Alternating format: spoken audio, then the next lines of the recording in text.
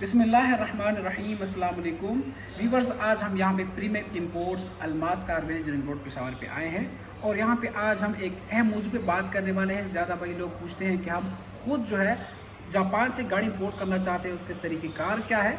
तो उसके बारे में आज हम जो है यहाँ पे इस शोरूम के ओनर से बात करेंगे, वो किस तरह गाड़ी इंपोर्ट करते हैं। और सबसे अहम चीज़ जो लोग पूछते हैं कि पासपोर्ट का क्या किरदार है और हम किस पासपोर्ट पे जो है गाड़ी इंपोर्ट कर सकते हैं, और पासपोर्ट यूज़ करने से क्या फ़ायदा होता है, ड्यूटी कम हो जाती है, आधी हो जाती है, ड्यूटी फ्री हो जाती है। तो उन सब तमाम जो सवालात हैं उनके हम आज जवाबात आप लोग के साथ। फैसल भाई वालेकुम सलाम। अल्हम्दुलिल्लाह जी। अच्छा फैसल भाई, सबसे पहला क्वेश्चन जो हमारे व्यूवर्स का होता है कि कंपनी से रब्ता कैसे किया जाए। कंपनी के साथ रब्ता बहुत ईजी है, सिंपल। उनके आप नुमाइंदे के साथ बात कर लेंगे, वो आपको डायरेक्टली फर्स्ट ऑफ ऑल बोलेगा कि भाई सिक्योरिटी डिपॉजिट करेंगे। अच्छा जी। ठीक है, सिक्योरिटी डिपॉजिट हमारे पास ईजी है, लेकिन फॉर फर्स्ट टाइमर या इधर एक आध गाड़ी का काम करने वालों के लिए थोड़ा सा टफ होता है। लिहाजा ऑब्वियसली हमेशा के लिए मैं ये मशवरा दूंगा कि आप इधर वाले बंदे जो होते हैं, जिस तरह हम एज ए मिडल मैन काम करते हैं, या काफ़ी और भी इंपोर्टर हजरात हैं जो एज ए मिडल इंपोर्टर्स काम करते हैं, उनके साथ आप रब्ता करें। उनके कुछ नॉमिनल से चार्जेस होते हैं, कोई 1% लेता है, कोई 2% ऑफ द टोटल कॉस्ट लेता है। वो आपको कंप्लीट सर्विस प्रोवाइड करेंगे कि भाई ये आपको गाड़ी आपके डोर स्टेप तक मिलेगी। लेकिन अगर आप जापान में डायरेक्टली कंपनी के साथ कांटेक्ट करते हैं तो it is a tough matter. इतना सिंपल मैटर नहीं है कि आप एक आम आदमी या एक सिंपल एक आध गाड़ी के इंपोर्ट करने वाला ये काम करें। अच्छा फैसल भाई, सिंपली ये कि अगर कोई भाई नया काम स्टार्ट करना चाहता है, अगर वो रोज़गार के लिए, बिजनेस के लिए करना चाहता है, अगर घर के यूज़ के लिए इंपोर्ट करना चाहता है, तो एक आध बार जो है वो किसी न किसी मतलब बीच वाले बंदे जो कि ऑलरेडी काम कर रहे हैं कंपनी के साथ, उनके थ्रू करा ले ताकि उनको प्रॉब्लम ना हो। क्योंकि अच्छा ये सबसे पहले फ़ायदा मैं आपको बताऊं, जी जी, इसमें ये फ़ायदा होगा कि कंपनी का जो सिक्योरिटी डिपॉजिट होता है वो कंपनी के पास चला जाता है, विच इज़ रिवर्स आपके पास नहीं आता, रिफंडेबल नहीं है। रिफंडेबल नहीं है। अच्छा जी। और जो हमारे पास डिपॉजिट होता है वो ऑब्वियसली रिफंडेबल होगा, क्योंकि एक गाड़ी पाकिस्तान के लिए लोड हो गई है, ठीक है, आप बैक ऑफ कर रहे हैं बीच में, ठीक है, तो वो इम्पोर्टर अपने लिए भी वो क्लियर कर सकता है। लेकिन अगर आप कंपनी के साथ डायरेक्टली काम करेंगे तो वो गाड़ी आपको ही क्लियर करनी पड़ेगी, वरना आपके जापान के पैसे ज़ाया हो जाएंगे। अच्छा फैसल भाई, दूसरा क्वेश्चन जो है, अगर इन केस बिडिंग भी ना की हो, काम भी नहीं किया हो, पैसे भिजवा दिए, कल ही मुझे इरादा बदल जाए या मुझे यहाँ पे पाकिस्तान में ये एक अच्छी गाड़ी मिल जाए जो कि मैंने ले ली, और जो मैंने लाख येन भेजे हैं, 1.5 लाख भेजे हैं, जितने भी भेजे हैं सिक्योरिटी, वो मैं वापस उनसे मांगना चाहूँ तो उसके रिफंड का कोई भी तरीका नहीं है। अच्छा, ऑब्वियसली जापान से पाकिस्तान पैसे कंपनी आपको क्यों भेजेगी वापस। अच्छा जी, ठीक है, तो उसका कोई रिफंड का कोई तरीका मतलब फिर आपने एक गाड़ी लेनी जी, एग्जैक्टली, बिल्कुल। अच्छा जी, तो मतलब ये थोड़ा सा रिस्की हो गया है रिफंड के मामले में। इसमें ये एक पॉइंट है कि अगर आपका कोई और दोस्त है और उसको येन चाहिए हो तो अकाउंट टू अकाउंट वो ट्रांजैक्शन ट्रांसफर हो सकती है। अच्छा, ये एक पॉइंट है, लेकिन ये भी लेंथी प्रोसेस है, आपका फ्रेंड वहाँ पे नॉट दैट सिंपल। जी जी जी जी जी, सही है जी, ठीक है। अच्छा जी फैसल भाई, दूसरा जो सवाल है हमारा, इन केस आपसे कोई बंदा कराना चाहता है, वो हम डिस्क्रिप्शन में आपकी कॉन्टेक्ट डिटेल्स हैं वो शेयर कर देंगे अपने व्यूवर्स के साथ। अगर आपके साथ कोई बंदा काम करना चाहता है, कंपनी के साथ काम करना चाहता है आपके थ्रू, तो क्या तरीक़ेकार होगा, किस तरह करेंगे आप? उसका सिंपल, बिल्कुल सिंपल प्रोसीजर ये है कि आप हमारे पास सिक्योरिटी डिपॉजिट करेंगे अराउंड 1 to 2 लाख रुपीज़, ठीक है। विद इन 15 डेज़ हम आपको गाड़ी लेकर देंगे। आपकी जो रिक्वायरमेंट होगी, फ़र्ज़ करें आप वीज़ल ले रहे हैं, ठीक है, तो वीज़ल आप 4 ग्रेड ले रहे हैं, 4.5 ले रहे हैं, 17 मॉडल ले रहे हैं, 18 मॉडल ले रहे हैं, 2021 मॉडल ले रहे हैं, विद इन 15 डेज़ में हम आपको गाड़ी लेकर देंगे। With in after that 15 days, with in that 15 days आपकी गाड़ी जिस दिन बाई होती है, विद इन 7 डेज़ आपको जापान की पेमेंट करनी होती है, ठीक है। तो वो भी ऑब्वियसली टाइम लेती है, तो जिस दिन बाई होती है आप पेमेंट करेंगे, वो पेमेंट हम प्रोसेस में डालेंगे तो जापान जाएगी पेमेंट। अच्छा अच्छा, इसके अलावा ये कि अगर कोई भाई कहता है कि मैं बिडिंग भी खुद ही सीखना चाहता हूँ और फिर भी आपके थ्रू कराना चाहता है गाड़ी, मतलब प्रोसेस आप करेंगे, इसका सिंपल ये है कि वो हमारे साथ बैठ कर ले। डमी आईडीज़ भी होती है, डमी आईडी का कोई इशू नहीं है, मैं इनको आईडी दे सकता हूँ, वो खुद सर्च कर सकते हैं, लेकिन बिड ऑब्वियसली हम ही करेंगे। क्योंकि फिर ज़ाहिरी बात है, वो इसमें चेसेस नंबर होता है, इसमें ईयर ऑफ मैन्युफैक्चरिंग होता है, कलर कोड्स होते हैं, ट्रांसमिशन होते हैं, बहुत सारी बातें होती हैं जी। वो एक्सपीरियंस तो उनके साथ नहीं, उनके पास नहीं होता ना, नहीं होता। अच्छा, अगर इनकेस डमी आईडी उनको मिल जाती है तो फुली एक्सेस कर सकते हैं वेबसाइट में, लेकिन फुल बिल्ड नहीं एक्सेस कर- हम कभी भी नहीं देंगे। अच्छा जी जी, फुल एक्सेस देंगे, वो अगर गलती से कुछ कोई गलती बिड कर करे दे तो फिर वो हम रिस्पॉन्सिबल नहीं होंगे, वो वही जी, आईडी रिस्पॉन्सिबल। तो आपकी रिस्पॉन्सिबिलिटी पे होगी। देखें देखें जी कुछ काम लोगों के हिस्से के लोगों के पास छोड़ देने चाहिए। हर एक काम हर एक बंदा नहीं कर सकता, in my point of view. सही सही। तो बेटर आप 40-50 हज़ार रुपए दे के अपने आप को सिक्योर करें, अच्छा ना कि आप 40-50,000 रुपीज़ सेव कर रहे हैं और अपने आप को ट्रबल में, जी जी। At the end of the day आपको ट्रबल ही फेस। अच्छा फैसल भाई, गाड़ी वहाँ पे मतलब बिड हो गई, पैसे भिजवा दिए, वहाँ पे लोडिंग इसकी हो जाती है, लोडिंग कितने टाइम में हो जाती है? उसके बाद जो है लोडिंग में जो अहम चीज़ जो पासपोर्ट का मामला है, तो पासपोर्ट का मामला थोड़ा सा डिटेल में आप शेयर करें कि कौन से बंद यूज़ कर सकते हैं, कौन से तरीके कार हैं, किन पाकिस्तान में किन किन जो उसूल हैं, रूल्स हैं, उनके मुताबिक आप गाड़ी पोर्ट कर सकते हैं, और पासपोर्ट की जो है कितना मतलब फ़ायदा कितना होता है उस पर इंपोर्ट करने के? आया ये ड्यूटी फ्री हो जाती है, ड्यूटी आधी हो जाती है, या सिर्फ और सिर्फ ये खाली इजाज़तनामा है कि आप गाड़ी सिर्फ और सिर्फ पासपोर्ट भी? विद इन 7 डेज अगर आप पेमेंट कर दें तो आपको नेक्स्ट 7 to 15 वर्किंग डेज में शिपमेंट मिल जाती है। अच्छा जी।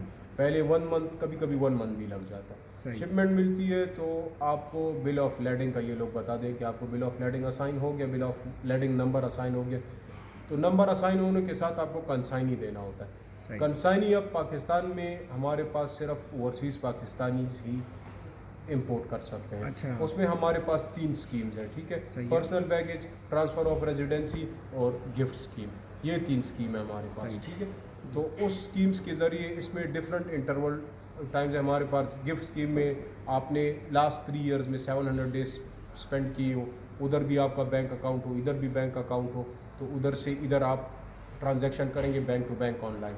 सही जी। अच्छा, ये तो आपने गिफ्ट स्कीम का बता दिया। अच्छा, गिफ्ट स्कीम के मुतालिक ये बात भी आप बताएं कि उस बंदे को यहाँ पर पाकिस्तान में आना होगा? नहीं, बंदे की प्रेजेंस हमारे पास मस्ट नहीं है, लेकिन उसकी लास्ट 3 इयर्स में 700 डेज मस्ट भी वो बाहर होने चाहिए। अच्छा। उसके बाद फिर हमारे पास पर्सनल बैगेज है और ट्रांसफ़र ऑफ रेजिडेंसी है।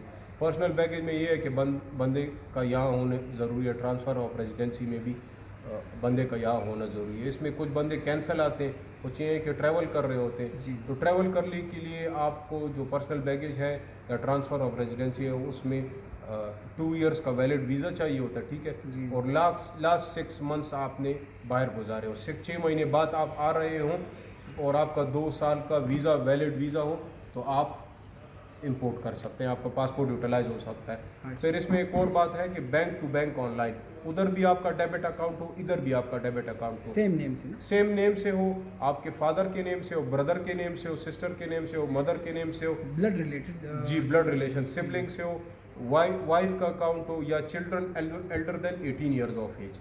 अच्छा, सही सही सही। मतलब इन तीनों स्कीम्स में ट्रांसफ़र ऑफ मनी ज़रूरी है? Transfer of money is obviously, अच्छा। आपको गवर्नमेंट ऑफ पाकिस्तान को शो करना पड़ता है कि मैं ड्यूटी के अमाउंट्स पे कर रहा हूँ, अच्छा, इधर सही, बाहर से ही भेज रहा सही, हूँ। सही, सही। बेसिकली ये जो इम्पोर्ट है ये उल्टा पाकिस्तान को फ़ायदा दे रहा है, जी। ना कि ये पाकिस्तान को नुकसान दे रहा है। क्योंकि गाड़ी जब बाय करता है कंसाइनी तो वो उधर से ही अपने बैंक अकाउंट से बाहर पैसे भेजता है, ठीक है, अच्छा। जापान, जी, जी। और उधर से ही बाहर कंट्री से पाकिस्तान में पैसे भेजता है ड्यूटी के। अच्छा, सही सही।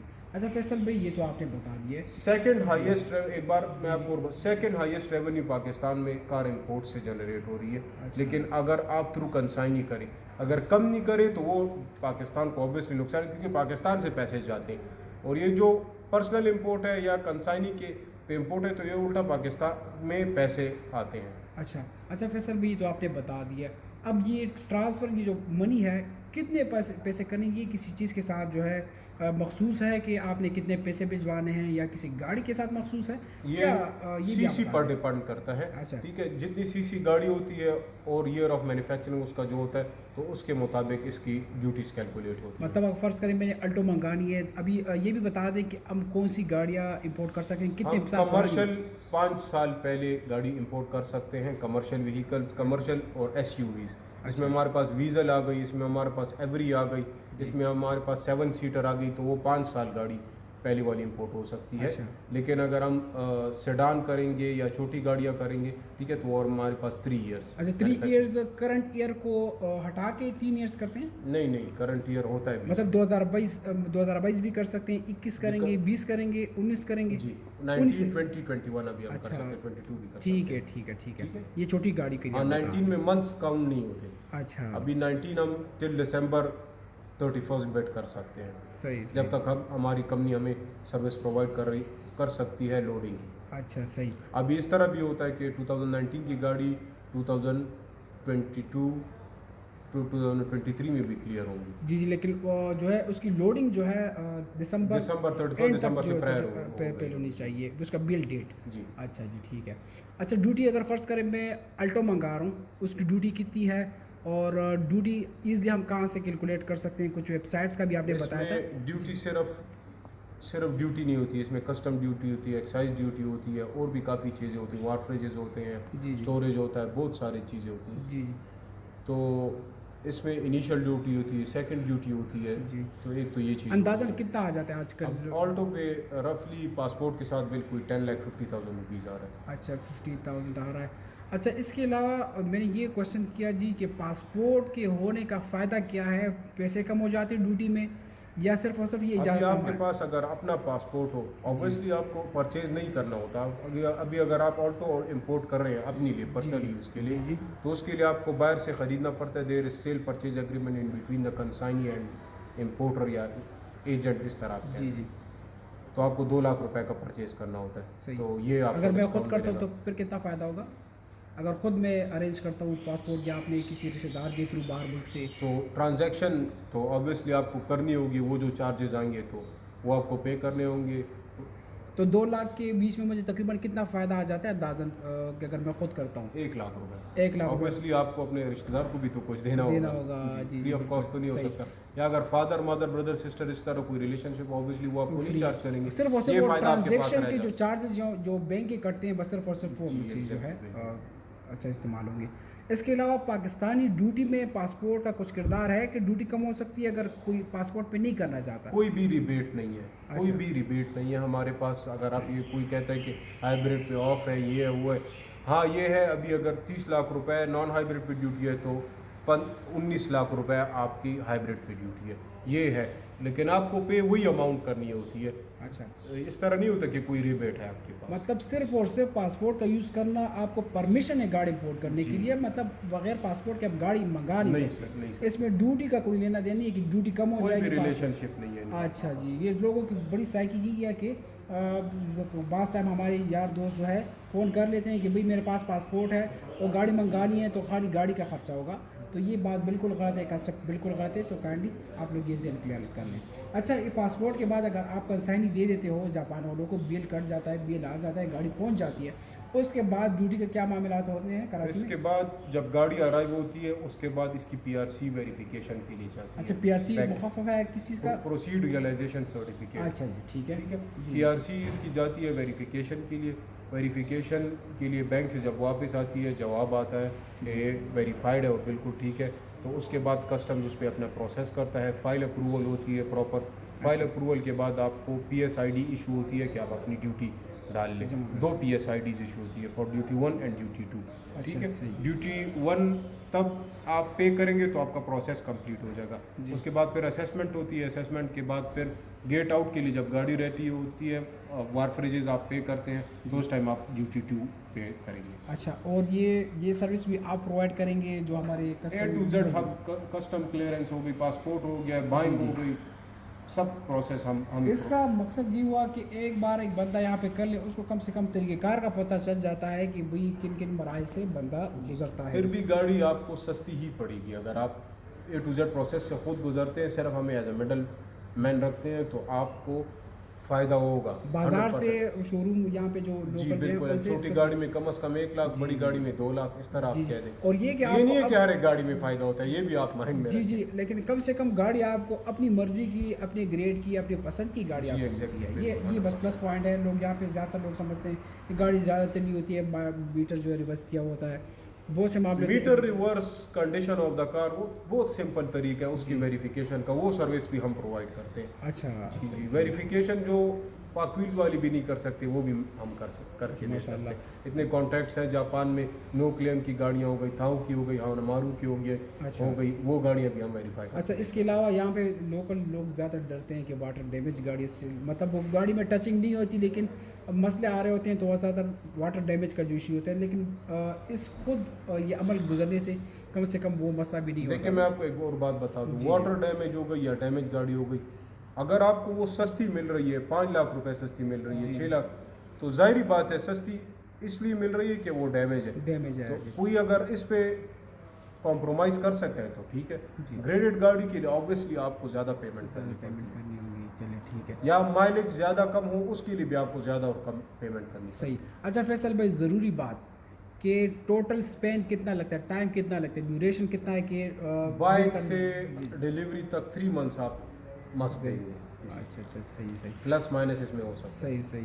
अगर इन केस कोई भाई उनके पास पैसे अच्छे खासे हैं और वो काम स्टार्ट करना चाहते हैं और आपके थ्रू या ख़ुद करना चाहते हैं, तो आप क्या मशवरा देते हैं? गाड़ियों में क्या मतलब कुछ उनको फ़ायदा हो सकता है, कोई रिस्की काम तो नहीं है, या आप ज़रा सिर्फ टाइम का अगर किसी को इशू ना होना, एक तो हम लोगों का ये कॉन्सेप्ट है कि जी बस हम बटन ऑन करेंगे हमारा बिजनेस स्टार्ट हो जाएगा, बटन ऑफ करेंगे बिजनेस स्टॉप हो जाएगा, इस तरह कभी भी नहीं होता। अच्छा जी, ठीक है, बिजनेस को अपने टाइम देना पड़ता है, वो एक लेवल पे पहुंचता है तब आपको अर्निंग स्टार्ट होती है। सही। इस तरह कभी भी नहीं हो सकता कि इंस्टेंटली बस आपको अर्निंग स्टार्ट। हर फील्ड में मतलब आपने मेहनत करना होगी, उसके बाद की जाके आपको।